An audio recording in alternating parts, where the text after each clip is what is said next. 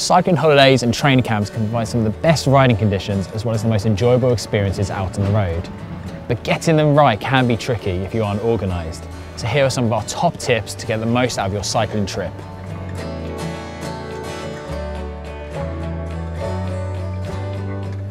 Firstly, you have to pick out a good training camp location, and for most of us Brits, that's got to include good weather. If you're heading out during the summer months, it would be very bad luck to pick a traditional cycling location that doesn't experience good weather. However, if you head out during the spring or autumn, you may not be so lucky. Do take into account the weather conditions can be changeable when you're out there, especially if you're heading off to mountain ranges such as the Alps or the Pyrenees, where it may be baking hot sunshine one minute, followed by a torrential downpour the next. Another thing you have to take under consideration is whether to go it alone or book up with a cycling holiday company or training camp.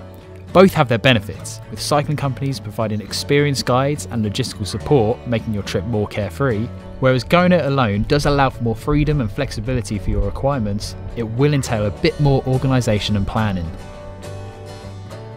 The temptation to make the most of the good weather may cause you to go all out when away on training camp. However, it's important you don't overdo it, especially early on in the week when you may be fresh and keen to smash it up the first mountain. You obviously still need to push yourself to allow for a degree of overload, but pushing it too far can cause more harm than good, especially if you're sleeping at altitude, where it can take longer for your body to recover compared to sea level. Just like overtraining, it's important not to push yourself in comparison to your cycling holiday companions. The odd race for the signpost or a sprint to the top of the climb aren't exactly going to push you over the limit.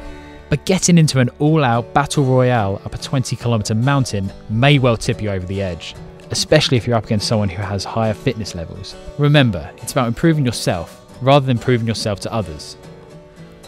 You may classify your cycling holiday as a training camp, but this doesn't mean you have to train all the time. Taking time out of your day to do other activities other than cycling or work can be really beneficial psychologically and can really make the difference when you get back home.